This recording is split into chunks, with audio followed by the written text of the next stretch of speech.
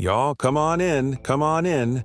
Y'all, the church is in shambles in a total uproar. Okay, we have to talk about this situation with Prophet K, artist Brian K.S., and yes, I'm putting prophet in lowercase letters because clearly he didn't prophesy this coming. So his girlfriend of 10 years, not wife, not fiancée, but his girlfriend of 10 years, just aired him all the way out on Facebook, and I'm sitting here wondering how you got a prophetic gift for everybody else's business, but couldn't see this. Now I do believe real prophets exist, but I'm not sure if Brian Kins is one of them. But what I do know is that he has been called out numerous times. Okay, for false prophecies. So let's go on over to her Facebook and see what all went down yesterday.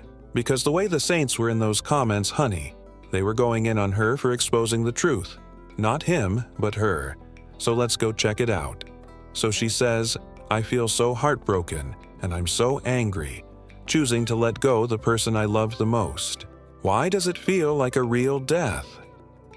After 10 years of what I thought was a committed relationship, I finally had the courage to admit the lies and false hope I've accepted for too long.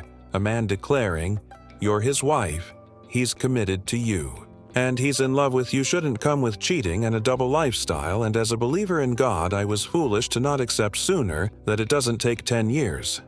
That part, of course, they know in 2 years, 6 months maybe, and God to do what's right.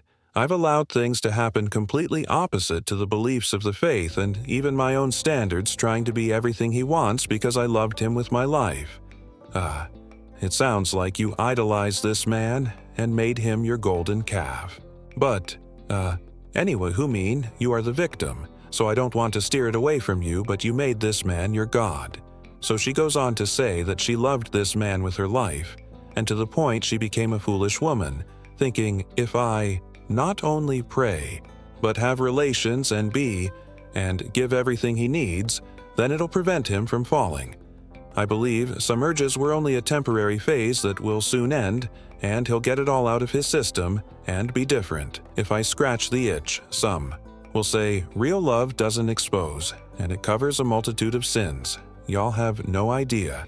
And as a member of KCC, I was so brainwashed to stay in place and shut up on things even when the truth smacks me in the face, to the point I didn't even stand for the true things of God anymore, even till my own detriment.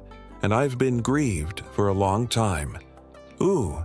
Then she says, saying no to a ring and choosing to walk away from a life and promise I prayed and fasted for that, I thought I'd have with this. Man, I vowed my womb too is the hardest thing I've ever done. I bled for this relationship, I was broken for this covenant. But it's bigger than me getting married. I refuse to be a wife, counseling my sisters in Christ who are victims that my man has created, and constantly covering mess. So many women endure nonsense and pain and feel like they won, because they still have the man in the end. That part, that's not a testimony I want when there is obviously no respect for me. The relationship with the souls, or even himself, is enraging. How do some encourage me to stay? Why, we all in the name of becoming a prophet?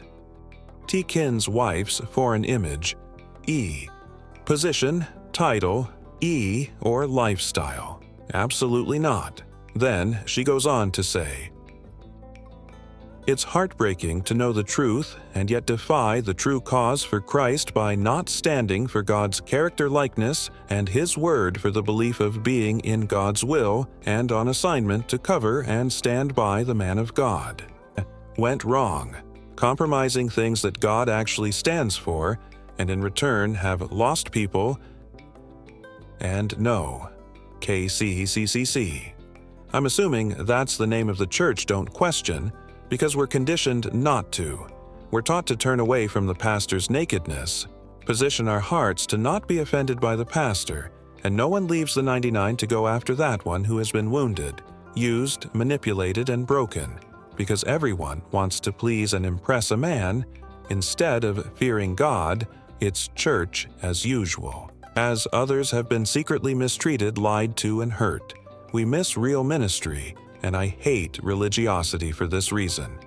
All right, sis, I got to stop, and I have to ask because, and and by no means am I trying to blame her, but it sounds like she's mad at the church because she feel they failed her. She's mad because they kept protecting him while he's dragging her through hell. But here's the part that I'm a little confused on, because I don't think this was some deep spiritual awakening or some moral reckoning, because she said that she was compromising things that wasn't aligned with who God is. Was that before or after you found out he cheated for the 7th time? So I don't think this has anything to do with that. Spiritual conviction. This is trauma. So now she's turning the heat on the church for enabling him. I guess because if pastors and the elders and the members have been seeing him do dirt and covering it up, then they're complicit. But, honey, I know what it's like to be hurt by a man, and my heart aches for you, so y'all, let's keep reading. She goes on to say, I'm done with putting on face and forgiveness, staying in a relationship where my heart broke too many times into the women who was there, waiting and hope. At first I was saying, y'all can have them, but I'm praying for your freedom and for the spirit of manipulation and deception. Mind control, fear, intimidation, desperation, delusion to be broken off. You cooking and cleaning won't get him. Threesomes won't scratch the itch. Ouch. Covering and encouraging him won't change him, and being obedient and submitted won't fix it. Do not cheapen yourself. I don't care what bill is being paid. Child, I'm saddened. Every year, I believe, and stay in hope while intimately being a part of his private life, being a front row witness to watch people get rebuked for the same things we do in private. Come on. Here all of us are flawed by our humanity, but choosing a lifestyle of discipline takes the same decision power as choosing a lifestyle of making the same mistake repeatedly. At what point does a Bible scholar, intelligent man, who has all the information to do right and who teaches others begin to apply the same information? The problem is living in secrecy for so long, it becomes a lifestyle of getting away with doing as the heart pleases and damaging the very souls he was supposed to give an account to for God. It's not just about being pissed off for being cheated on. I'm angry at the years I've spent in false hope for a man that has proven he only cares about himself, his name, his image, and his desires. I'm angry for allowing the lies even after the truth has been presented. I'm angry for him defending and covering up messes due to his conditioning and teaching, but when you're broken, you're clinging to anything that gives you just enough hope, child. This was a lot and so much to unpack here. I genuinely feel bad for her, because sometimes we don't even realize, we're sacrificing our peace for a man, who wouldn't even lose sleep if we walked away. And right now, you in the middle of heist exposure, you guess where he's at? Preaching. Okay, he's on somebody's stage, still unbothered, like none of this ever happened. Make this make sense, Lord.